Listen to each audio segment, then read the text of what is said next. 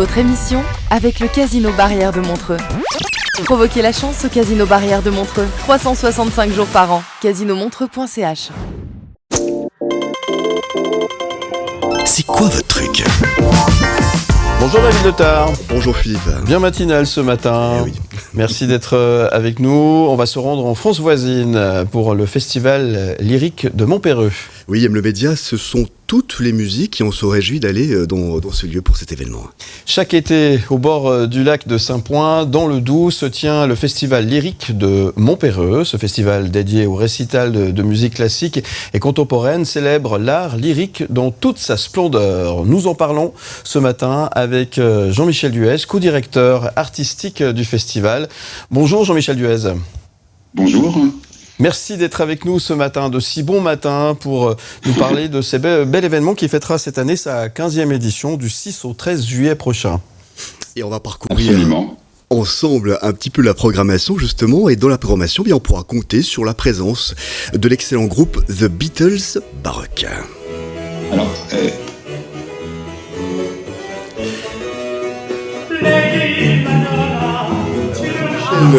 Duez, ils seront là pour le jour 1, le 6 juillet, The Beatles Baroque. C'est la rencontre hautement improbable à 3 siècles d'intervalle entre Henri Purcell et les célèbres Fab-Four, Jean-Michel Duez.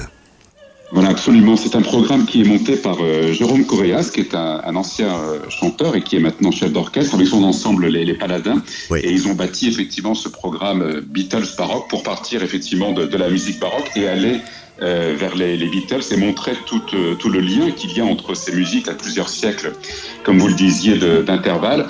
Et donc, Jérôme Correas, lui, est au clavier. Il y a même un synthétiseur, il y a un clavecin et un synthétiseur. Donc voilà, ce sont les deux sonorités que l'on va entendre, et puis des chanteurs.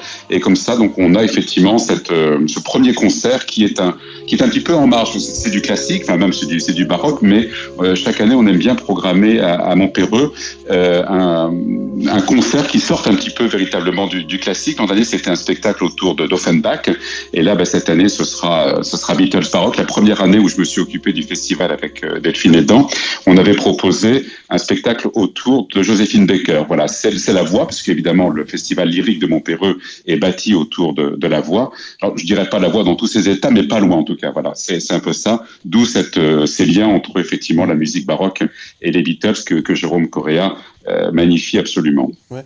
Est-ce qu'il y a une volonté justement de mélanger ces styles musicaux pour en quelque sorte démocratiser la musique classique ? Alors, démocratiser, je ne sais pas, mais en tout cas, montrer toutes les émotions. Moi, je pars du principe que la musique classique, et à Montpéreux, c'est vraiment le cas, est accessible à tout le monde. Ouais. Les prix d'entrée sont modestes. Et là, pour les festivals, on va dire petits, entre guillemets, par la taille, mais grands par la qualité, par l'enthousiasme des artistes et des bénévoles. Mais ce genre de festival, en fait, ce sont les artistes qui vont vers le public. Là, les concerts, le concert de Beatles Baroque va se faire dans la salle de l'Abergement, mais sinon les autres concerts ont lieu dans l'église de Montpéreux, donc il y a 250 personnes à peu près, et il y a un contact immédiat entre l'artiste et le public. Donc démocratiser, non, en fait je pense la musique est accessible, il faut effectivement y aller, et c'est d'abord une question de plaisir. La connaissance, etc., très bien, mais c'est comme le vin, vous pouvez apprécier un bon vin sans avoir le langage technique. Vous le goûterez différemment. La musique classique, c'est pareil. C'est d'abord une question d'émotion, de ressenti. Et c'est ce que nous, on veut en fait proposer. Et effectivement, montrer que la musique, c'est également du classique. Là, cette année, il y aura, mais on va peut-être parler plus en détail également encore du programme. Il y aura Schubert, il y aura de l'opéra. Et puis, il y a effectivement les Beatles. C'est montrer, voilà, et que ce soit accessible à tout le monde et que les plaisirs soient pluriels. Alors tout a démarré bien sûr en 2008 avec le ténor d'origine écossaise Stuart Patterson. C'est une belle histoire, justement vous parlez d'église. Tout a démarré dans un très beau concert qu'il a pu donner dans ce beau village de Montpéreux, un concert qui remporta finalement un vif succès. Oui, absolument. De toute façon, lorsque nous avons repris avec Delphine Edan la direction artistique de ce festival après Stuart Patterson, que l'on connaissait très bien et qui avait d'ailleurs déjà invité Delphine Edan et également Karine Deshaies, qui est la marraine de ce festival, on a découvert une équipe absolument formidable et très motivée et un public qui est extraordinaire aussi parce qu'il est très attentif. Le public adore la voix et Stuart effectivement a bâti, on le disait tout à l'heure, ce festival autour de la voix, et c'est vraiment un public de qualité, et c'est ça qui est important, c'est qu'on apporte du plaisir au public. On fait un programme qui est accessible avec des choses connues et puis des choses un peu moins qu'il va falloir découvrir, et ça c'est important, et on sent qu'il y a effectivement cet échange, presque cette communion entre le public et les artistes, et on sent qu'on donne du plaisir, et on fait venir nous toujours des artistes qui aiment travailler dans ce genre de structure. C'est pas évident quand vous faites des grandes salles à travers le monde, et puis voilà, vous donnez un concert devant 250 personnes dans une petite église. Il faut être généreux, il faut accepter cette démarche, et puis après il y a toujours un pot avec le public, et c'est vraiment un échange. Il faut une générosité de la part de l'artiste, et ça le public le sent, j'en suis absolument persuadé. Et de la générosité, il y en aura au programme cette année. Ce seront plusieurs rendez-vous importants, comme avec la soprano Apolline Reid-Westphal, qui sera présente pour le concert des lauréats du concours international de la mélodie de Gordes, autre charmant village français. Alors elles sont accompagnées avec je connais bien, c'est magnifique, avec deux autres merveilleux artistes, Paul Coipot au piano et Marie Lenormand comme mezzo-soprano. Racontez-nous. Alors voilà, ça c'est un rendez-vous qu'on a instauré l'an dernier, parce qu'il s'avère que moi je suis jury de ce concours international de la mélodie de Gordes qui est organisé par Raymond Dufaux, qui a été le grand directeur des chorégies d'Orange et puis également de l'opéra d'Avignon, et j'ai proposé au bureau du festival de Montpéreux de mettre en avant ce concours international qui est un concours réputé, où dans le jury il y a toujours une quinzaine de directeurs de maisons d'opéra, de directeurs de festivals, et d'offrir à deux ou trois lauréats, deux ou trois candidats du moins, d'offrir un concert à Montpéreux, ce qui permet effectivement de faire rayonner le concours de la mélodie de Gordes, et puis également nous, le festival de Montpéreux, voilà, qu'on parle de ce festival lyrique à Gordes. Et donc cette année, le choix s'est porté sur effectivement deux formidables chanteuses. Il s'avère que ce sont des chanteuses, voilà, la soprano Apolline Reid-Westphal et puis la mezzo-soprano Marie Lenormand.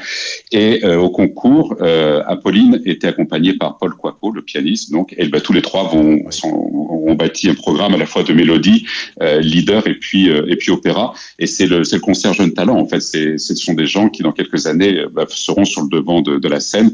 On a fait venir Rémi Gazaille l'an dernier, qui se produit à l'Opéra de Paris, par exemple. Là, c'est aussi ça, de faire découvrir de jeunes artistes. Les talents, il y en aura justement le reste de la programmation avec vous en parliez, le voyage d'hiver Schubert, avec la présence du baryton Jérôme Boutillier. Ce sera pour le 8 juillet. Le pianiste également niçois Antoine Paloc sera également présent au Festival lyrique de Montpéreux. Ce sera pour le 12 juillet. Puis il sera aux commandes des jeunes talents pour le concert des stagiaires. Et là, l'entrée est libre. Et puis, permettez-moi encore je vais vous dire encore qu'il y aura le dernier jour, place à la soirée de gala à l'Opéra. Alors là, il y aura du beau monde aussi, Jean-Michel Duez. Oui, il y aura Anaïs Constant et Julien Drand, donc la soprano Anaïs Constant, le ténor Julien Drand, accompagné effectivement par Antoine Paloc, et c'est lui qui anime avec Delphine Edan la semaine de stage, et qui sera au piano pour le concert des stagiaires. Et effectivement, on termine chaque année où on commence, d'ailleurs l'an dernier c'était Karine Deshaies qui avait assuré cette soirée de gala, mais c'est en fonction des plannings des uns et des autres, évidemment, c'était le premier soir. Là, on va clore cette édition 2024 avec cette soirée à l'Opéra, où là aussi ils sont en train de nous préparer donc un programme d'air et de duo d'opéra, comme si on était effectivement comme si d'un seul coup l'église de Montpéreux devenait la salle Garnier ou le Met, je ne sais pas. En tout cas, voilà, on va aller à l'opéra avec eux. Ce sont deux jeunes chanteurs absolument formidables, que j'ai déjà eu, qu'on connaît bien, et qui font une très très belle carrière. Julien Drand chante régulièrement à Bastille. Moi, j'ai encore entendu Anaïs Constant il y a pas très longtemps à l'Opéra. Voilà, et moi, je suis vraiment ravi qu'ils acceptent de venir dans ce genre de festival. Peut-être encore 2 dernières informations avant de se quitter. Un hommage à la grande Maria Callas que vous animerez, vous, Jean-Michel Duez, ce sera le jeudi 11 juillet à la salle de Montezan, comme le signalé. Puis il y aura également des masterclass entre le 6 et le 12 juillet. Voilà, merci beaucoup Jean-Michel Duez, merci beaucoup. Alors vous êtes co-directeur du festival, mais vous êtes aussi un confrère, puisque je rappelle que vous travaillez à Radio Classique. Merci de nous avoir accordé quelques instants pour nous parler de ce beau festival. 15e édition donc du 6 au 13 juillet prochain, festival donc de Montperreux, festival lyrique de Montperreux. Toutes les infos sur festival-montperreux.org. On vous souhaite une très très belle édition et on vous dit à très bientôt. Merci beaucoup. À bientôt. Merci. Bonne journée. Au revoir. Merci beaucoup. Donc j'ai une attache pour nos voisins romains. On appelle ça l'escroquerie. C'est mon métier. Je suis en bonne compagnie avec ça. Je suis Comor, vendeur de drogue. Il y a Philippe Morax qui arrive dans votre grève. C'est ce...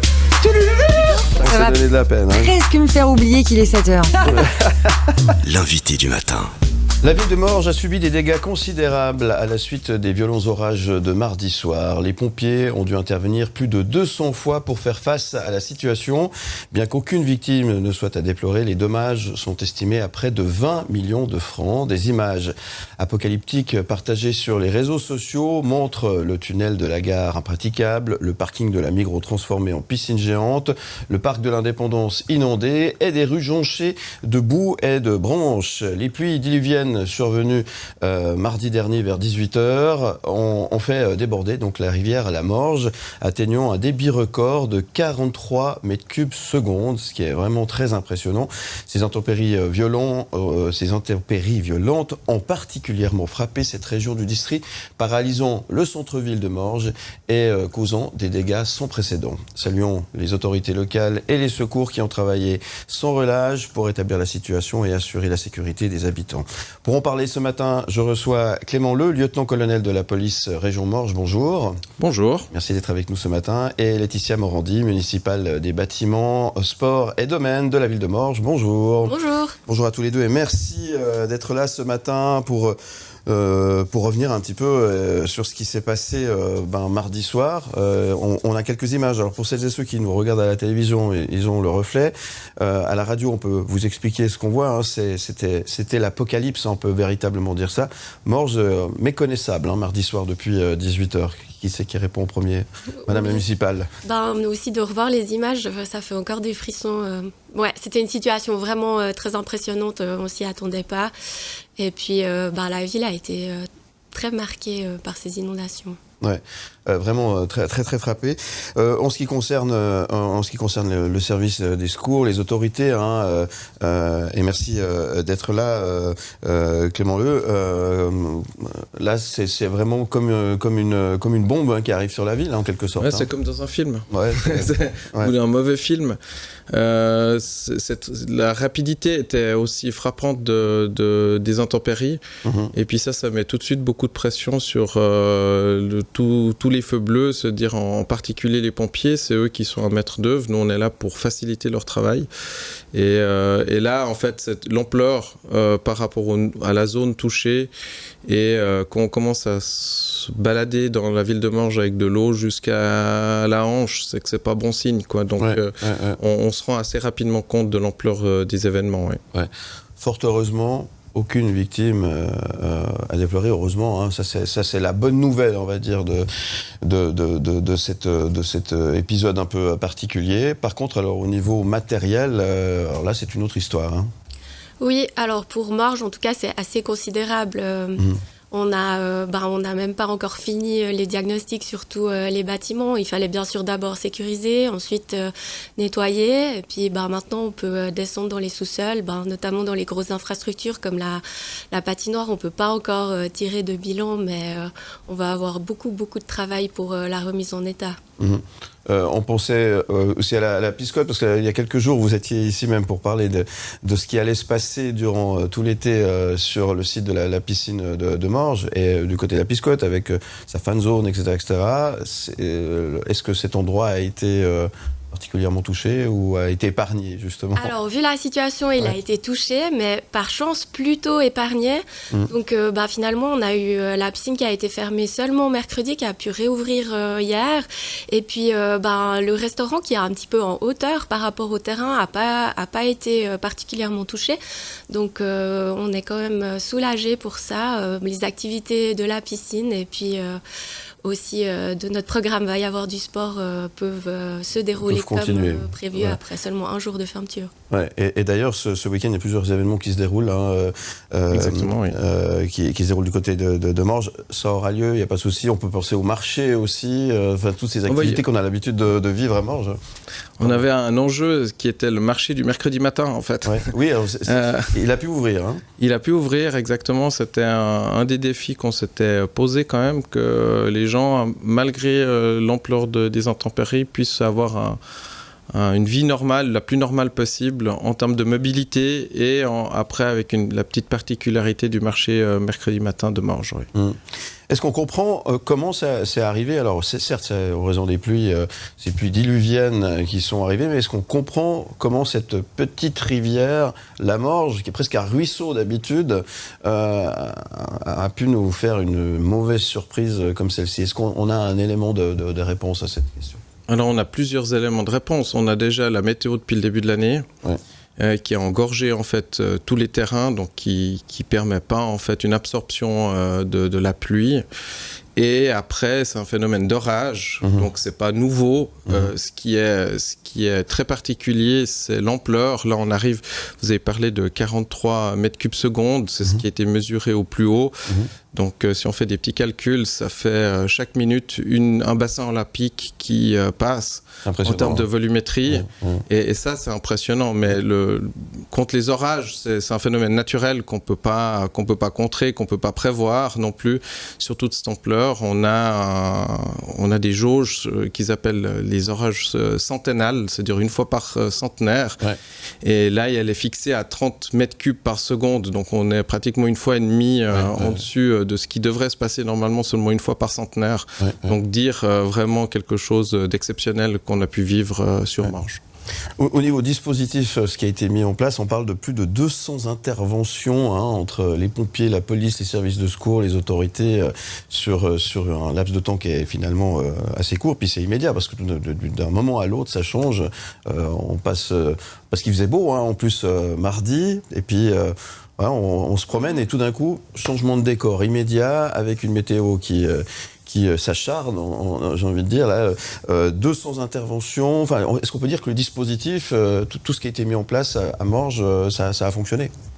Alors, je pense que c'est un bilan très positif des interventions. Maintenant, ces 200 interventions pompiers, c'est eux qui ont été vraiment à pied d'œuvre, je tiens à le souligner, parce que je suis représentant de la police région Morges, mais nous, on est un facilitateur pour le 6 Morgeais qui a fait un énorme travail et aussi avec tous les 6 de pratiquement l'entier du canton qui sont venus aider. Donc, on peut aussi les remercier avec l'ECA qui a fonctionné. Donc, on avait un niveau communal, un niveau régional avec le 6 qui est régional sur le district, police région Morges qui est aussi régionale, et après avec les services communaux, on y reviendra certainement, qui ont fait un énorme travail aussi, et on voit que cette chaîne a très très bien fonctionné. C'est pour ça que il y a ces images pour ceux qui sont devant leur télé et qui voient, et c'est impressionnant. Et à 5h45, on a pu ouvrir du matin, le jour d'après, on a pu rouvrir la ville et les gens ont pu vivre normalement.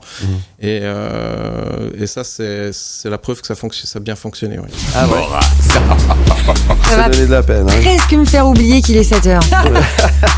L'invité du matin. Mes invités ce matin, je reçois Clément Le, lieutenant-colonel de la police région Morges, et Laetitia Morandi, municipale des bâtiments, sports et domaines de la ville de Morges. Merci à tous les deux d'être avec nous. On parle de ce qui s'est passé mardi dernier du côté de Morges, dès 18h. Le décor a complètement changé. On a passé du pile ou face carrément, avec une belle journée d'abord, car ça avait bien commencé. Alors ça a fini de manière un petit peu particulière avec Morges qui s'est transformé en espèce de fleuve.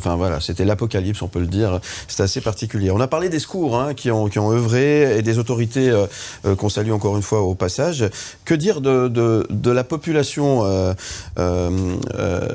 comment a-t-elle réagi, Clément Le? Est-ce que c'est plutôt une des réactions, on va dire, positive. Qu'est-ce qu'on peut dire par rapport à la population? En tout cas, ça a été relevé par aussi les autorités politiques. C'est qu'il y a eu beaucoup de messages, beaucoup d'entraide entre les commerçants aussi, parce qu'on dit qu'il n'y a aucune victime, et puis c'est le principal, c'est certes le principal, mais il y a quand même beaucoup de commerçants qui ont été vraiment touchés, qui ont tout perdu pour certains. Certains ont eu leur cave avec tous leurs souvenirs peut-être aussi perdus, donc on peut avoir une pensée pour eux, vraiment.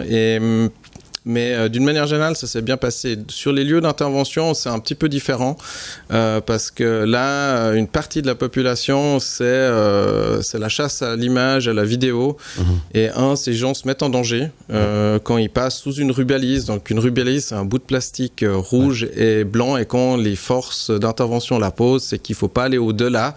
Et puis moi, j'ai eu l'impression que ce message, il n'était pas du tout compris par certains et qu'ils se mettent en danger. Et puis on veut pas aller appeler une ambulance pour quelqu'un qui tombe dans la morge et puis qu'on doit sauver en plus. Donc là, vraiment un rappel aux gens, mais des zones sécurisées. Respecter les zones sécurisées. En plus, il y a des camions de pompiers qui bougent. Si en reculant, on doit shooter quelqu'un. Mettez des chaussures, même si elles sont mouillées. Moi, j'ai vu des gens pieds nus avec tous les débris qu'il y avait en ville de Morges. C'est pas tout à fait le bon comportement, on va dire. Donc là, facilitez-nous la tâche parce qu'on a déjà assez à faire avec ce qui s'est passé. Puis quand vous voyez les images, il y a vraiment assez à faire. J'imagine. Donc respectez-nous, respectez-vous et c'est pour votre sécurité. Voilà le message.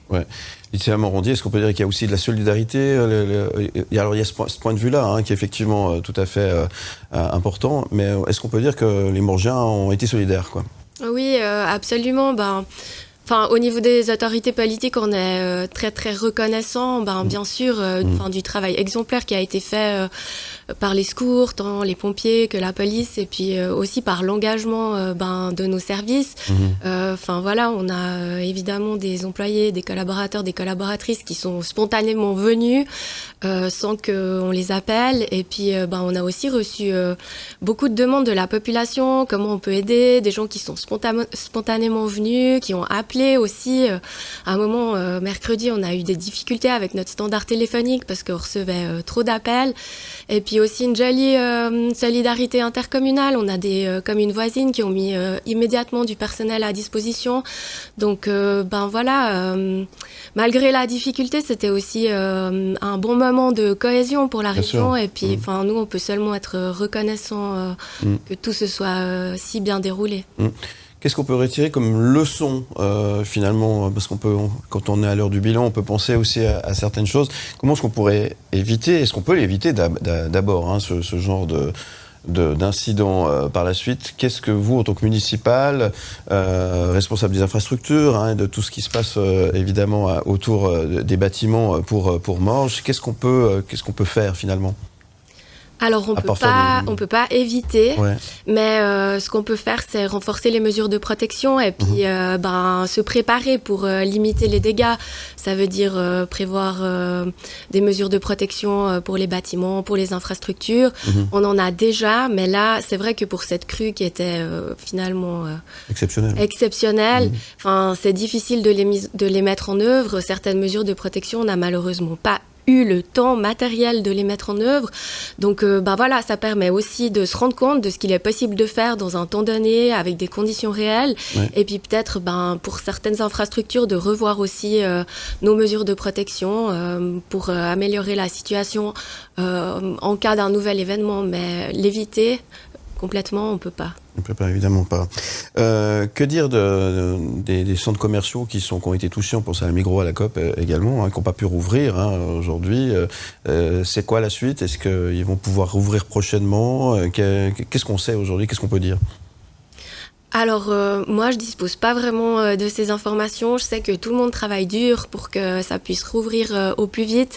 Mais je crois, notamment dans le centre-ville, il y a quand même des gros dégâts. Il y a des travaux à effectuer. Il y a du matériel important à recommander qui est pas forcément disponible sur le marché. Sûr, donc, pour l'instant, c'est fermé. Et puis, tout le monde travaille pour pouvoir réouvrir au plus vite. Mais il y a passablement de travaux à entreprendre. J'imagine, effectivement. Clément Leu, Peut-être un conseil d'un professionnel aussi, quand on se retrouve, si on doit se retrouver dans une situation telle que celle-ci au volant de sa voiture, le réflexe à avoir, c'est quoi? C'est d'enlever la ceinture, là? Une fois, c'est vous qui allez dire de l'enlever. C'est d'ouvrir la porte. Qu'est-ce qu'il faut faire? Alors, c'est déjà pas de dire ça va passer. Je pense que ça, c'est le premier, parce qu'il y a quand même beaucoup qui disent non, mais ça va quand même passer. Non, restez au sec, restez où il n'y a pas d'eau, faites un détour, parce que si c'est pour rester bloqué et se mettre dans une situation de danger, ça vaut vraiment pas la peine de gagner là les 2 minutes et demie. Mieux vaut perdre 1 heure. Ouais. Si vraiment on est pris par surprise, c'est de sortir du véhicule le plus rapidement possible, parce que ça reste que du matériel, et le matériel n'aura jamais la même valeur qu'une vie. Donc sortir du véhicule, et puis il ne faut pas essayer de sauver son véhicule même si on l'aime bien.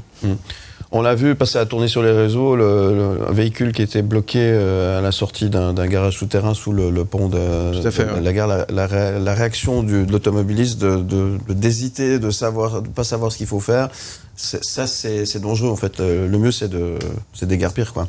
Exactement. Il a voulu sortir il y a déjà pas mal de volumétrie d'eau. Il a voulu sortir du parking souterrain pour sauver sa voiture, vraisemblablement, ce qu'on peut comprendre. Mais je pense que c'était pas la bonne décision.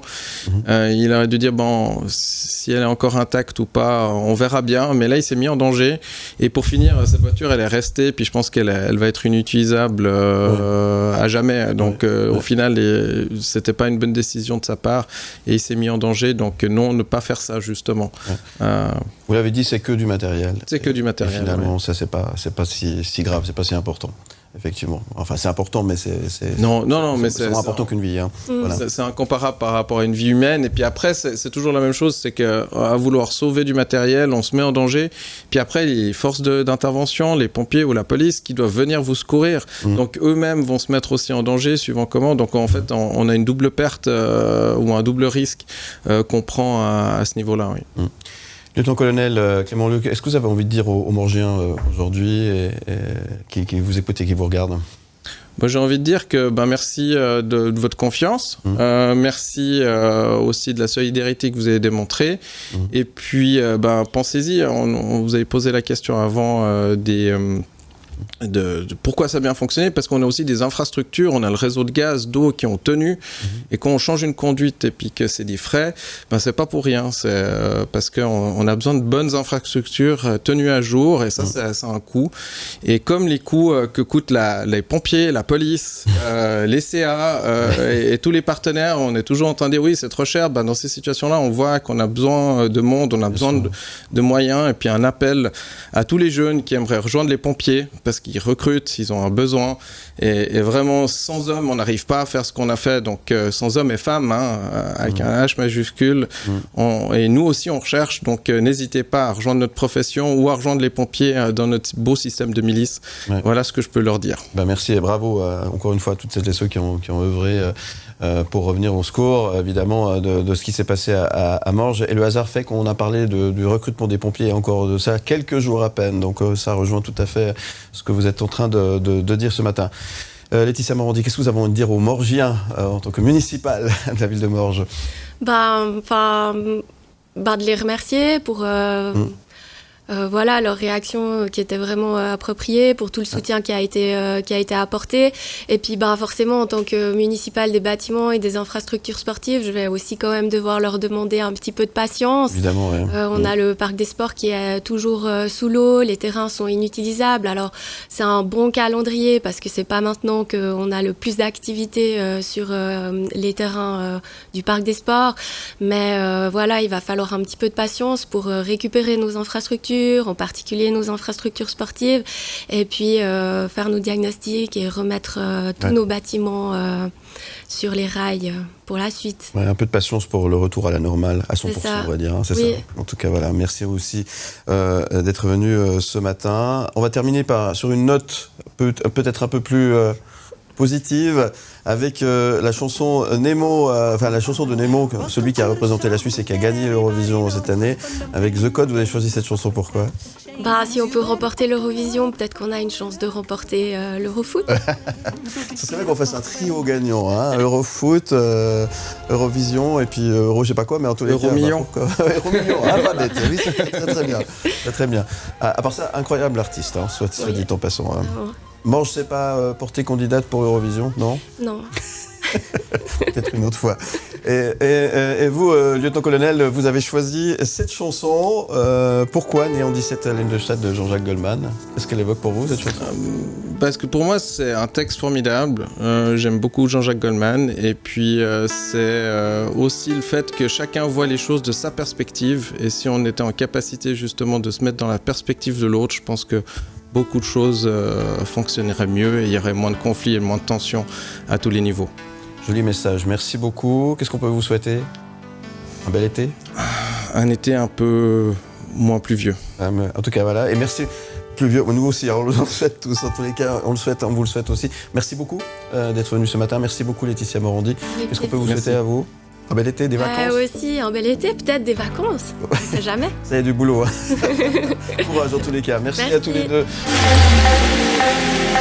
Balance ton sport. Balance ton sport. Les news.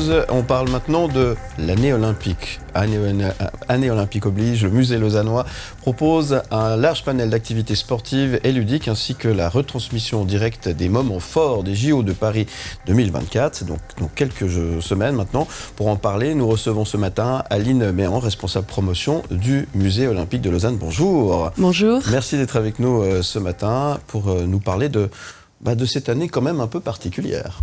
Absolument, année olympique égale année pleine de réjouissances. Donc, en effet. Et dans la capitale olympique, on ne peut pas faire autrement que la festoyer. Exactement, les Jeux olympiques s'ouvriront à Paris le 26 juillet prochain. Et à l'occasion, le musée olympique prévoit une belle fête du côté de Douchy. Absolument, donc on lance un programme qui s'appelle Vivez les Jeux au musée pour permettre aux Lausannois, mais aussi à toutes les personnes de la région, les touristes, de vivre les Jeux à Lausanne comme s'ils étaient à Paris. Donc comme vous l'avez dit tout à l'heure, on va retransmettre sur grand écran le premier week-end sur les quais d'Ouchy les compétitions, organiser nous-mêmes nos propres compétitions et puis après pour les autres week-ends, d'autres réjouissances dans le musée. Avec notamment le 1er août, fête nationale, un grand tournoi convivial de pétanque, c'est ça ?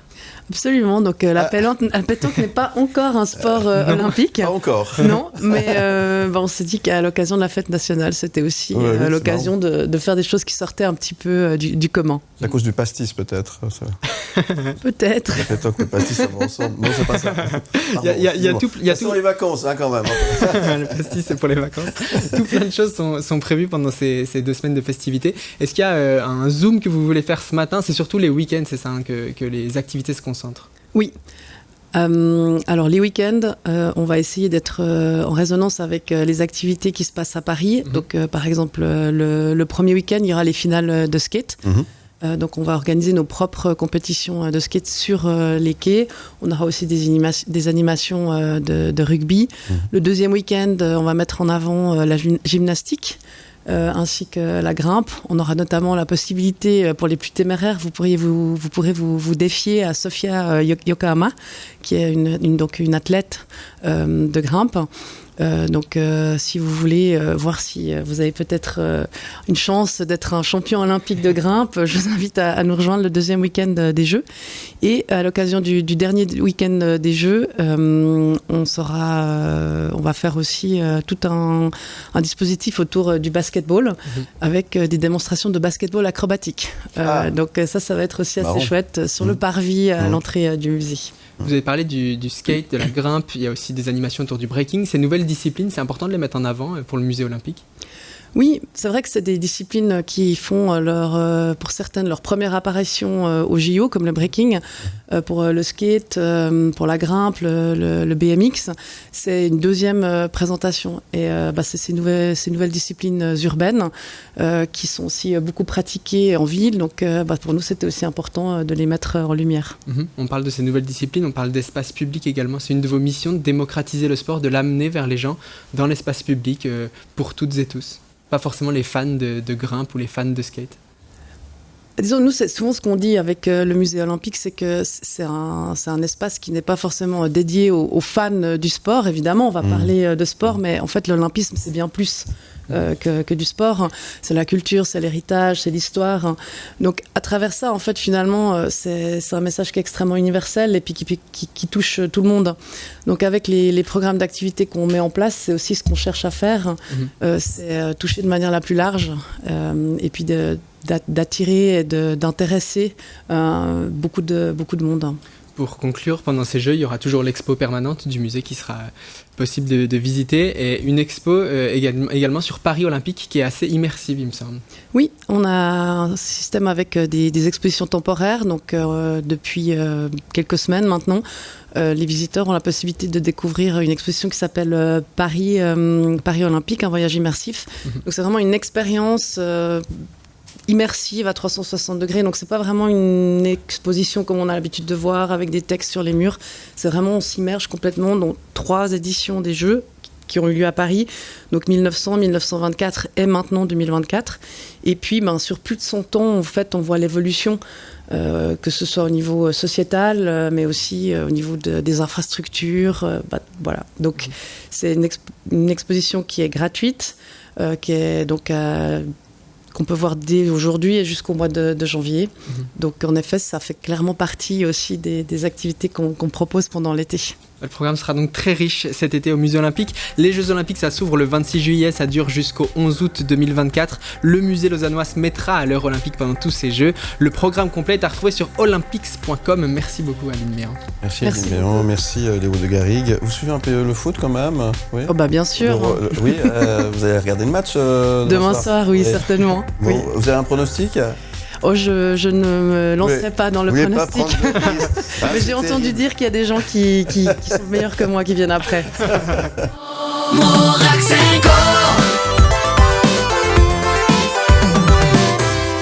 Bonjour et bienvenue si vous nous rejoignez. Bonjour à toute l'équipe.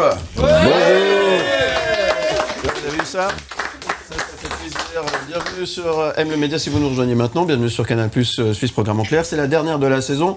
Donc on s'est dit que pour la dernière, on allait faire un grand bazar. Et le grand bazar, c'est qu'on invite tout le monde. Tous ceux que vous retrouvez du matin au soir sur M le Média sont autour de cette table et ça fait plaisir. Et même ceux que vous voyez pas, ceux qui travaillent dans l'ombre, on va vous les présenter aujourd'hui. Ça fait plaisir. Bonjour Charlotte Jacobsen. Bonjour. Comment ça va? Ça va bien, je suis contente. Des prolongations aujourd'hui. Ça va d'habitude avec nous jeudi pour le livre de la semaine. C'est bien, vous avez pris un livre. Vous allez nous parler d'un livre pour les vacances après, c'est ça? Ouais. Très très bien. Pour changer. Merci d'être avec nous ce matin. On vous présente aussi Tara. Tara, vous avez peut-être entendu parler, c'est notre maquilleuse. Vous êtes debout là? Oui. Oui. Bonjour Tara, merci. On peut l'applaudir Tara. Je commence par les filles. Bonjour Serena. Bonjour Billy. Serena qui reçoit tous vos messages, qui vous répond, qui travaille aussi dans l'ombre et que vous voyez de temps en temps quand même à l'écran. Merci d'être avec nous Serena ce matin. Bonjour à Thomas Lécuyer qui nous a rejoint. Monsieur Cinéma, comment il va? Bonjour. Salut Philippe, ça va très bien, très heureux d'être avec tout le monde. Voilà, bonjour. Et Hugo Lopez aussi qui est avec nous. Bonjour Hugo. Hugo. Philippe. Voilà. Bonjour Knut Schwander. Mais bonjour. Comment ça va? Mais toujours très très bien le vendredi quand j'ai parlé de nourriture. Voilà, alors oui, aujourd'hui on va parler d'autre chose. Hein. Oui, bon. J'ai plein de cuisiniers autour de la table aujourd'hui. C'est plutôt pas mal. Bonjour également à Patrick Vignello, d'Ilopins qui nous a rejoint. Ça va Patrick? Ouais, super, très bien. Léo de Garrigue, c'est la combienième fois qu'il dit bonjour aujourd'hui? Voilà. Merci d'être là. Et David Letard, comment ça va David? Bonjour, très bien, merci. Rebonjour aussi à toi, merci d'être là. La joyeuse équipe, on est ensemble durant 7 heures, un peu différente des autres, une fois n'est pas coutume, on va se faire plaisir, on va parler de plein de choses, et puis évidemment vous connaissez le principe de Morax & Co, c'est que vous réagissez quand vous le voulez, d'accord? Tout à l'heure, donc, le livre de la semaine, on va parler du film de l'été, ou de la saison, ou de l'année, avec Thomas Lécuyer, pardon, vous l'avez fait.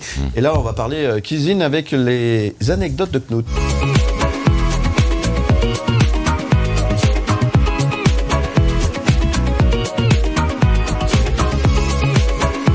M le Média, les anecdotes de Knut. Ça fait plaisir dire, hein, les applaudissements, ça fait du bien. Ça fait du bien, c'est clair, oui. C'est flatteur. Oui. C'est flatteur, ça fait du bien. Bon, on va parler un peu de vacances, Knut, dans mais vos exactement, oui, je vais vous parler un petit peu de mes vacances, puisque je suis un peu auto-centré. Mes vacances qui vont notamment se passer en Italie. Ouais. Et je vais commencer par aller du côté de Gênes, dans un petit endroit, un petit village qui s'appelle Camoli, qui est très beau. C'est un peu l'Italie magnifiée, comme ça, avec des façades peintes, des petites ruelles où le linge pend entre les maisons. Et puis, bien sûr, plein de petits restaurants sympas. On mange, selon l'heure, des glaces ou des pâtes. Parce que, effectivement, l'Italie, je trouve que c'est quand même un endroit extraordinaire pour la nourriture. On y mange en général entre une église du XVe siècle et une ruine romaine. Et c'est presque toujours bon. Donc, les plats sont simples, ils sont goûteux, ils sont agrémentés d'huile d'olive qui nous fait rêver. Donc, tout ça, c'est merveilleux. Mais en fait, l'Italie, c'est aussi un petit peu un piège. Pas l'Italie en tant que pays, mais la cuisine italienne. Parce que elle a tellement de succès qu'on la retrouve partout. Et au risque de me répéter, puisque j'ai un petit contentieux avec les repas dans l'avion, je vais vous rappeler que à l'orée des vacances, évitez de manger dans les aéroports et dans les avions, surtout quand on vous propose de la cuisine italienne, parce que ce n'est pas de la cuisine italienne, c'est tout le contraire de la magie. Je vous rappellerai donc mon dernier repas à l'aéroport d'Amsterdam, où j'ai mangé la tranche de pizza la plus infecte de l'histoire. Et pire, juste après, c'est quasiment ça, je me suis posé la question. Et dans l'avion, on m'a aussi servi des pâtes à la tomate qui ressemblaient à une sorte de bouillie blanchâtre avec effectivement un peu un jus rouge, mais surtout beaucoup d'autres cuissons qui étaient au fond du petit bol. Et je me suis promis que plus jamais dans l'avion je ne mangerai, parce qu'en fait on n'a pas besoin de manger pour garder une silhouette d'été. Pour les vacances, on peut très bien faire quelques heures sans manger. Donc voilà, c'est mon petit conseil. Allez en Italie plutôt que de manger dans l'avion. Oui, c'est un bon conseil, effectivement. Oui, Thomas. Ce qui est super en Italie aussi, c'est qu'il y a la chaleur humaine, hein, la bonne humeur, le côté très très accueillant des gens. Donc c'est bien d'y aller pour y manger tout le temps, sauf demain soir, parce qu'ils vont faire la gueule vu qu'ils vont perdre. Oui, mais c'est ça. Vous allez regarder le match demain soir quand même. Alors pas du tout. Non. Alors attends, je serai au restaurant. Quand est-ce que vous partez en vacances en Italie? Alors ce sera à la fin juillet. Ah donc tout à fait. Non, ils auront digéré. Oui, c'est ça, exactement. Bon, la cuisine italienne, autrement dit, c'est en Italie qu'il faut la manger, ou c'est par la mamma qui l'a fait. Oui, ça c'est ce qu'il y a de mieux. Mais après, même en Suisse, on a plein de bons restaurants italiens, ça c'est vrai. Mais il ne faut pas tomber dans le leurre. Disons, c'est pas parce que c'est marqué cuisine italienne que c'est bon non plus. Oui, et puis dans les avions, c'est vrai que c'est pas non plus extraordinaire. C'est pas génial en général. C'est difficile de faire de la grande cuisine dans les avions, quoique on a pu voir dernièrement dans la presse qu'un Franck Giovannini allait proposer des menus dans les avions. Oui, tout à fait. Alors toutes les compagnies aériennes se disputent les grands chefs, parce que c'est clair que pour l'image de marque c'est très très bien. J'ai eu l'occasion de manger du Dominique Gauthier une fois, donc Dominique Gauthier qui était le chef du Beau Rivage à Genève, et évidemment là j'étais invité pour une fois, donc c'était un vol business qui évidemment est déjà beaucoup plus confortable que la bétaillère, mais excusez-nous, oui, c'est ça. Et effectivement, là, je peux pas dire que le repas n'était pas bon. Ça, c'est vrai que c'était très bien. Donc, j'imagine que du Franck Giovannini dans les airs, même si j'imagine que c'est pas comme à Crissier, ça vaut le détour. Mais autrement, ça vole pas haut. C'est ça. Autrement, ça vole pas haut. Oui, tu as bien trouvé. Oui, David Le Père. Ça, il y a comme des attrapes touristes sur l'Italie. Moi, j'ai pu me rendre à Milan, dans le centre de Milan. C'était des fois infect. Il y a des choses atroces. Comme vous disiez, justement, aller un petit peu dans les ruelles, trouver des petites adresses comme ça, c'est mieux que dans le centre directement. Oui, puis dernièrement j'étais à Palerme, et puis là aussi on a fait de super repas, mais un endroit qui est très réputé. Le soir c'est impossible de trouver une table, on s'est installé là à midi. Alors c'est un peu l'Italie caricaturée, c'est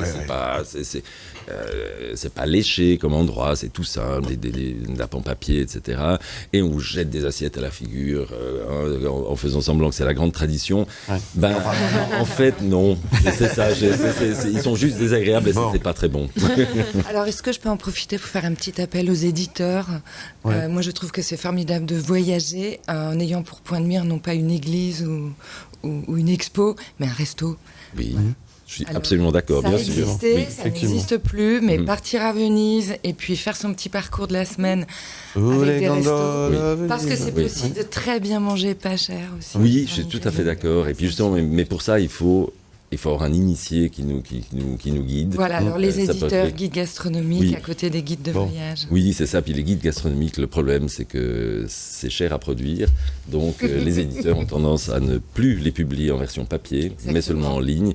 Je suis le premier à le regretter. Même le Gaumillot n'existe en Suisse romande plus en version papier. Pour le moment, j'ai un petit espoir de le raviver. Mais enfin, merci d'avoir fait cet appel.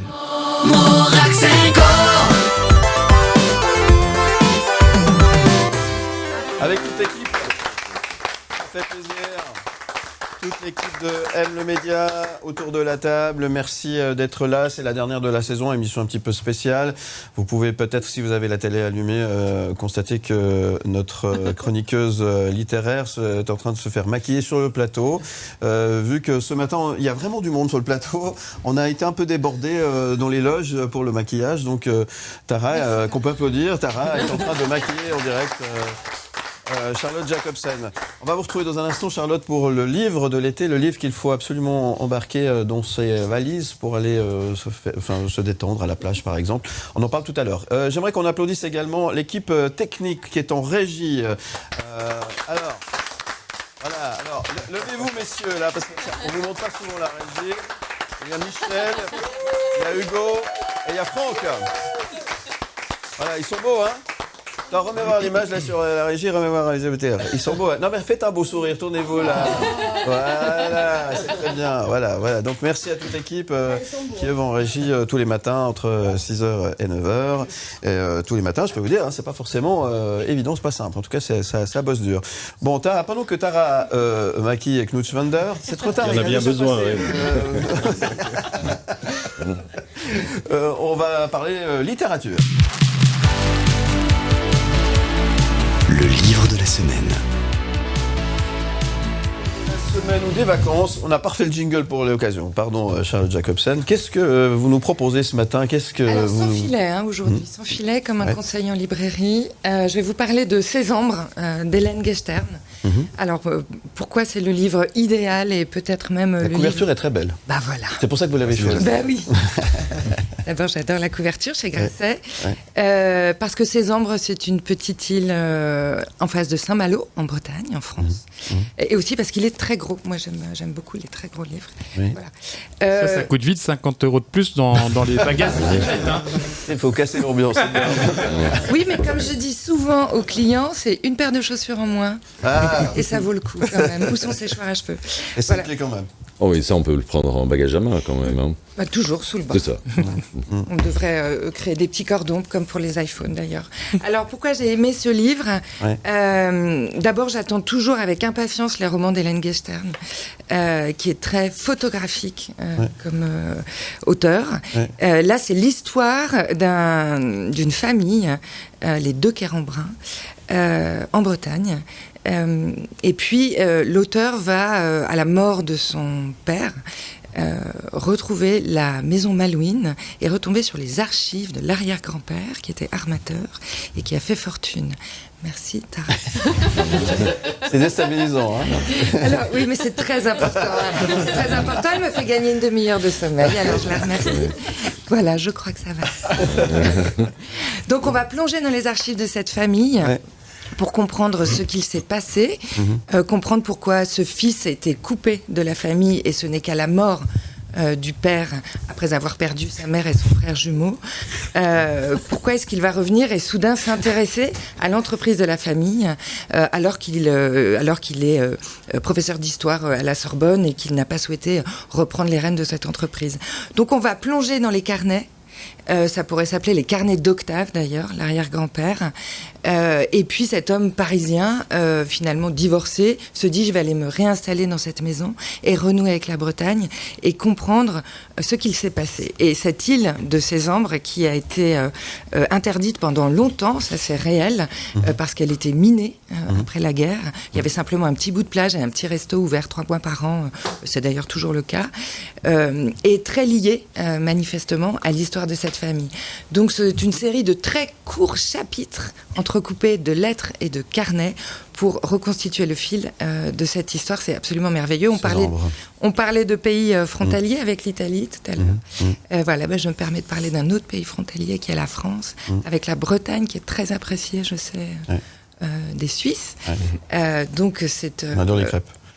Voilà. Non, c'était un raccourci facile. Les galettes. Les galettes, pardon. Les galettes. Voilà. C'est pas la même chose. Voilà. Ah non, rien à voir. Donc la crêpe qu'on mange, c'est une galette. La galette, elle est au blé noir. Voilà. Laissez-la terminer. Mais je crois que j'ai fini. Merci, parce que c'est plein Charlotte. de suspense. C'est comme un polar. Ouais. Voilà. Et Hélène Gestern, elle a écrit 555, qui est sorti en poche il n'y a pas longtemps. Ouais. Que je vous recommande aussi si vous voulez partir plus léger. C'est un auteur qui a une belle reconnaissance, mais pas forcément une reconnaissance très populaire, alors que ses romans méritent d'être lus par le plus grand nombre. Merci, Charlotte. J'ai un petit défi parce que c'est maintenant à Philippe de travailler. Ouais, voilà. Voilà. Comme si je travaillais pas. Non, il ne travaille pas, Philippe. Non, il ne travaille pas. Voilà, alors il va continuer à travailler un petit peu pendant les vacances. Mais elle a fait un cadeau au chef. Petit cadeau au chef. Oui, mais c'est un cadeau. On peut l'applaudir. Merci beaucoup, Charlotte. C'est un cadeau empoisonné. C'est vrai Philippe, qui n'a jamais le temps de lire. Je vais l'obliger. J'ouvre maintenant ou après ? Oui, maintenant. Ouais. Je vais l'obliger à le lire pendant les vacances et à nous faire une petite fiche de lecture pour la rentrée. Ah bah avec plaisir. C'est ça, les devoirs. Delphine de Vigan. Les enfants sont rois, sorti en 2021 chez Gallimard. Je pense que ça peut beaucoup vous plaire, Philippe. Merci beaucoup. C'est l'histoire de très beaux enfants. Oui. Youtubeurs. Très bien. Ah, Un petit peu manipulés par leurs parents. C'est bien. diabolique. c'est bien. Il est content, Alors, Philippe. oui. Alors, je vais le prendre en vacances. Je vais le lire et puis je vous ferai mon résumé à la Merci, rentrée. Philippe. On fait ça ? On fait ça. Merci Charlotte Jacobson, merci beaucoup. Qui a alors on a aussi quelqu'un autour de la table qui est spécialiste du cinéma, mais qui est aussi qui écrit aussi, auteur. vous savez, et auteur. Oui, bien sûr. Thomas Lécuyer, qu'est-ce qu'il a sur sa table de nuit en ce moment en lecture ? J'ai la trilogie de science-fiction de Liu Cixin, Le problème à trois corps, qui est un roman de science-fiction magnifique, une série Netflix aussi, un peu ratée la série Netflix par rapport à l'ampleur du roman. Je vous conseille de lire cette trilogie qui est incroyable. T'as mis une pièce à part, hein, t'as vu, hein, c'est incroyable. 3 poches et de très très belles éditions cartonnées. Les deux, là, c'est comme ça. Hein, c'est incroyable. Et Knut, il n'y a pas que des livres de cuisine sur votre table de nuit. Non, pas du tout. Non, mais par contre, souvent, justement, je le disais hors antenne avant, je vais chez Payot et je me laisse conseiller des livres en lien avec la gastronomie. Et merci au personnel de Payot, parce que vraiment, tous ces conseillers qui sont là, conseillers, conseillères, me font découvrir des romans les uns plus passionnants que les autres. C'est un vrai bonheur. Merci à Payot pour ça. J'ai une petite page de publicité, mais spontanée. Merci à tous d'être là ce matin. On peut s'applaudir, ça fait du bien.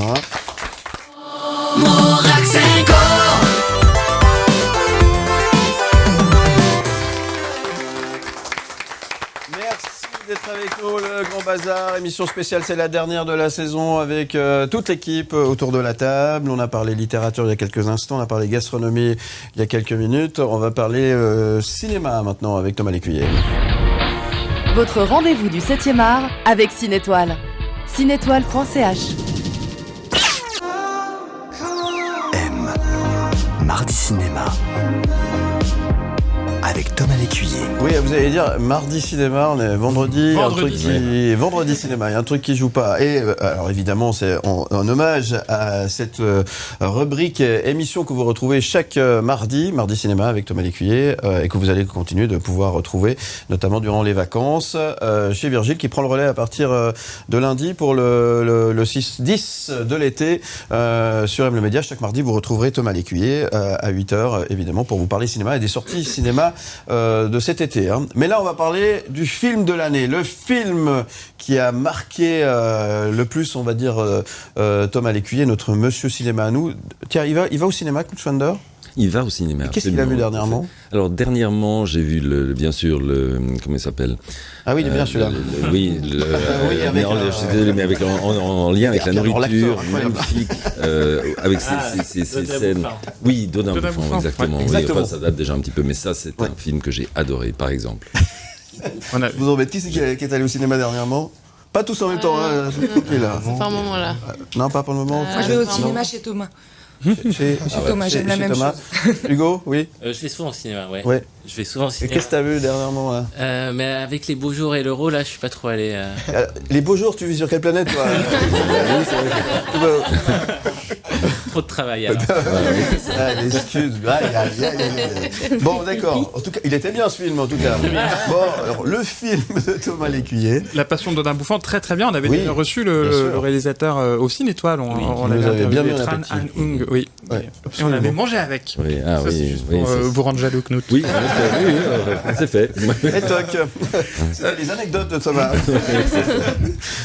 Alors, le film de l'année, selon Thomas Lécuyer. Mon film préféré de l'année, c'est un film français, Le règne animal de Thomas Caillet, avec Romain Duris, Paul Kircher et Adèle Exarchopoulos, notamment, et 5 Césars au compteur en tout, meilleure photo, meilleure musique originale, meilleur effet visuel, meilleur son et meilleur costume, comme quoi finalement j'ai du goût, et c'est mérité. C'est le meilleur critique cinéma aussi. C'est mérité tant... Merci beaucoup, c'est mérité tant le long métrage est fantastique dans tous les sens du terme. D'abord au sens littéral, car on est plongé dans une France en proie à une vague de mutations qui transforme peu à peu certains humains en animaux. Alors François fait tout pour sauver sa femme qui est touchée par ce phénomène mystérieux, qui est en train de se transformer en un monstre, une bête...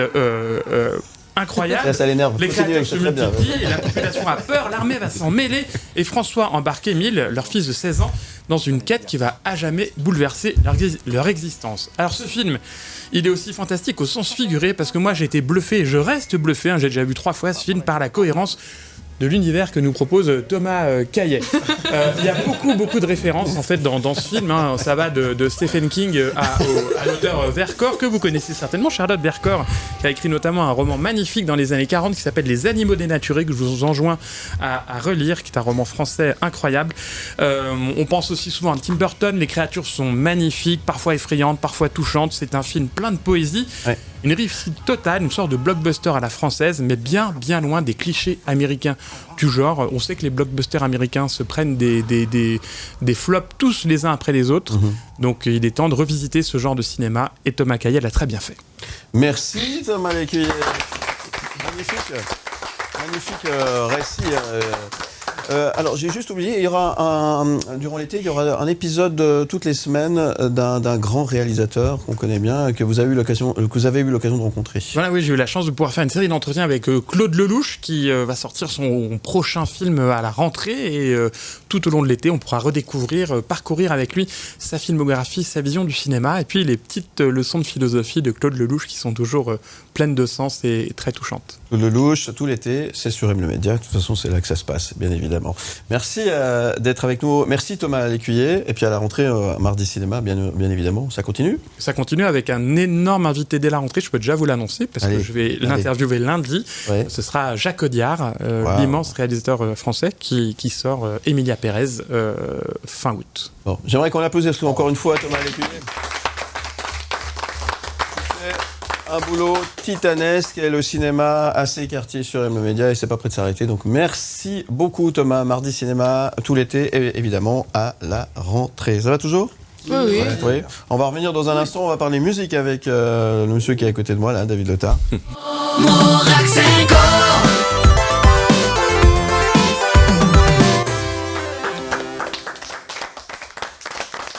Avec Thomas Lécuyer. Avec Hugo Lopez. Avec Charlotte Jacobsen. Avec Tara. Avec Serena. Avec Léo de Garrigue. Avec le Pins. Avec le Pins. Avec Knut Fender. Et avec David Letard. Et à toute l'équipe en régie, hein, Franck, Hugo et Michel. Voilà. Ils sont contents ce matin, ils peuvent faire jouer avec la caméra. C'est bien, c'est très bien. Bon, si on parlait musique, ça vous dit ? le journal de la musique avec David Letard. Alors David Letard, on commence par quoi aujourd'hui? Oui, ça faut aussi. Non, pas d'infos forcément du jour. Peut-être juste de dire merci, merci aux artistes qui sont venus sur ce plateau durant toute cette saison, cette belle saison. Et Dieu sait si on en a eu. Hein. Et on en a eu. Ouais. On a eu des artistes, alors autant confirmés que des artistes émergents. On a eu aussi des festivals, alors des gros festivals. On peut parler du Montreux Jazz, du Palais, mais il n'y a pas que ce genre de festival. Il y a aussi, je pense à des petits festivals comme le Palace Be Live, qui est à Bussigny, qui est une autre infrastructure, mais tout aussi intéressant et un travail derrière. Je pense aussi au Blues Rules Festival, plein de petits festivals dans la région, en Suisse romande, et ça c'est un plaisir fou aussi de pouvoir les découvrir. Et puis peut-être dans les artistes, on l'a fait exprès avec Philippe, de pas forcément dire ce sont des artistes suisses. On laisse ce côté un petit peu découvrir, à vous de découvrir, de laisser une curiosité, de dire bah voilà c'est plutôt pas mal, allez découvrir qui ils sont, sans forcément dire bah là on met un Stempel Schweiss dessus. En fait on essaie de faire ce sont des artistes avec un grand A. C'est ça, juste. Tous. Ils passent entre U2 et du Coldplay, c'est ça qu'on aime sur M Media. Donc voilà, donc une sorte de rétrospective où on en a eu, je pense environ 100 interviews d'artistes, en tout cas je parle d'artistes durant cette saison, avec des très très belles choses qui sont passées, des fous rires aussi avec le groupe Imagination, des lunaires, mais voilà, des très bons moments. Non mais Imagination, c'est vrai que avec Lee Jones, ça nous rappelle quelques souvenirs. On a pu aussi remarquer ce jour-là que David avait fait des grandes avancées en anglais. Et c'était vraiment exceptionnel, une interview incroyable. Vous pouvez retrouver d'ailleurs sur le site mlemedia.ch. Ou pas. Non, c'était un grand moment, mais c'est des bons souvenirs, effectivement. Alors ça, c'était durant toute cette deuxième saison, puisque c'est déjà la deuxième saison que nous partageons avec vous. On sera là durant tout l'été, évidemment, avec les festivals. Justement, tu as évoqué les festivals, les grands festivals. On sera sur place pour le Montreux Jazz. On sera aussi présent au Paléo. Et puis, il y a plein d'autres choses qui se dessinent également pour la suite. Oui, alors c'est toujours cette même idée, c'est d'avoir des artistes confirmés qui sont en haut de l'affiche, mais aussi d'avoir des artistes plus émergents, et c'est ça le but durant tout l'été, de vous faire découvrir des petites pépites, ou vous faire découvrir des albums de légendes, voilà. Et puis la suite, bien sûr, on continuera dès la saison prochaine pour une nouvelle aventure avec le journal de la musique. Voilà, et puis tout l'été sur M le Média, on va se mettre en mode summer, en mode été justement, David Letard. Bah oui, avec en tout cas déjà musicalement, on va faire ainsi, vous faire rêver, vous faire voyager durant tout l'été. Aussi le samedi soir, justement, avec une programmation qui va vous faire voyager entre les années 60, 70, 80, 90, 2000, avec des grands standards. Voilà, ce sera à partir tous les samedis soirs à partir de 21h. On applaudit David Letard. Merci beaucoup. Serena, oui. Qu'est-ce que tu racontes? C'est vendredi, on part bientôt au festival, donc je suis contente. Serena qui s'occupe notamment des réseaux sociaux. Je rappelle qu'on est aussi présent sur le site mlemedia.ch et sur Instagram, sur Facebook et TikTok et plein d'autres trucs que je maîtrise pas. Mais voilà, c'est Serena qui fait ce boulot. On peut l'applaudir aussi bien fort. Si vous n'êtes pas encore, si vous ne nous suivez pas encore sur Instagram, faites-le parce qu'il va se passer pas mal de choses durant tout l'été et c'est Serena qui sera derrière cet outil incroyable. J'attends les notifications, s'il vous plaît. Voilà, il fait le timide, il est caché derrière Léo de Garrigue. Alors, il va y avoir du sport, mon cher Léo, cet été. Ouais, avec la Nati qui joue dès demain et on sera là tous les matins. Les vacances, c'est pas pour tout de suite. Balance ton sport spécial Euro tous les matins, tous les jours de match pour présenter les matchs de la compète qui continuent jusqu'au 14 juillet, la finale où la Suisse y sera. J'espère bien. On est chauvin là, c'était 7h50, 10h30 et 14h pour Balance ton sport, les news spéciales Euro. Merci beaucoup Léo de Garrigue. Parce que ces temps, il y a vraiment du sport, on peut l'applaudir bien fort. C'est très sport du coup. Voilà, merci en tout cas. Juste à côté, il est habillé de rose, ça lui va comme un gant. Tourne voir le micro, là. Voilà, c'est le Pins, Patrick Vignello. Comment ça va, Patrick? Bonjour à tous, avant. Patrick qui nous a rejoint. Toujours très bien. Toujours très bien. Tout va bien? Pas de vacances pour Patrick? Non, pas pour l'instant. Voilà. Tu vas bosser après ou pas? Je vais voir les jeunes voix aujourd'hui. Merci Patrick de nous avoir rejoint. Merci d'être là et merci de faire partie de cette belle grande famille. On peut l'applaudir, Patrick. Merci. Après les vacances de retour, bien sûr. Mais bien entendu, absolument, oui, tout à fait. De grands restaurants au programme. plein de grands restaurants. Et puis, justement, on a le plaisir d'accueillir ici tous les acteurs de la scène gastronomique de Suisse romande. Ils sont très nombreux, donc on peut continuer pendant des années. Et je me réjouis déjà de on vous retrouve à la rentrée alors. Invités. Ah, mais avec plaisir. Bon, bel été, Knut. Merci. Merci aussi pour votre confiance et pour cette belle deuxième saison que nous avons passée ensemble. Merci beaucoup. C'est un bonheur. Un bonheur partagé. Merci, on peut l'applaudir bien fort. Messieurs. Charlotte qui part en vacances aussi avec plein de valises et plein de bouquins dedans. Oui, parce que le mois de septembre, c'est le mois de la rentrée littéraire qui est un rendez-vous francophone bien connu. Oui. Nous, on a la chance en tant que libraire d'avoir les épreuves en avant-première pour pouvoir vous conseiller dès le jour de la sortie. Donc les vacances sont, en général, les vacances d'été très riches en lecture. Très bien. Voilà. On vous retrouve à la rentrée, Charlotte Jacobsen, et puis je vous rappelle que nous sommes partenaires du livre sur les quais cette année, et des émissions spéciales sont organisées sur les quais de Morges avec Charlotte sur place. Donc ça, c'est pour la rentrée littéraire, ça tombe bien, ça sera donc en septembre pour la rentrée. La rentrée sur M Média, c'est le 2 septembre, notez bien. Voilà. Merci, on peut l'applaudir, s'il vous plaît. Mal aux mains, c'est bien. Merci à Hugo Lopez, coordinateur d'antenne. Ça va, Hugo? Ça va très bien, Philippe. Voilà, tu vas passer de bonnes vacances. On va te retrouver sur les festivals aussi. Festival et après les vacances. On se réjouit d'aller sur les festivals. Oui, je sais bien. Ça, je le sais. Je le sais. On peut applaudir Hugo Lopez. Thomas Lécuyer qui sera là aussi tout l'été pour vous parler cinéma, des sorties cinéma, les films à voir dans les salles obscures en Suisse romande, les coups de cœur et ce carnet spécial, on l'a dit, avec le louche tout l'été. Et puis à la rentrée, évidemment. À la rentrée, évidemment. Et puis tout l'été, il y a des grosses sorties cinéma qui se profilent aussi. Et les fameux blockbusters de l'été, ce sera l'occasion d'en parler avec Virgile, du coup, tous les matins. Voilà, c'est ça. Vous allez me manquer. Ah ben oui, vous aussi, vous savez. Vous n'avez pas idée à quel point. Merci. Tous les cas, on peut l'applaudir. Très important. On sera là la semaine prochaine dès 6h avec Virgile qui prend le relais, effectivement. Et il sera là tout l'été de 6h à 10h pour vous tenir compagnie. Et puis, effectivement, le mardi avec Thomas Lécuyer à 8h pour mardi cinéma. Ça continue parce que le cinéma, ça continue, etc., etc. Encore un grand merci à toutes celles et ceux que vous n'avez pas vus. Il y a Claire qui est aussi dans les bureaux. Il y a Fred à qui on passe aussi un petit clin d'œil. Et toute l'équipe en technique. Et puis, je passe un petit big up également à Nico que je vois derrière la régie. Nico, merci aussi pour ton aide.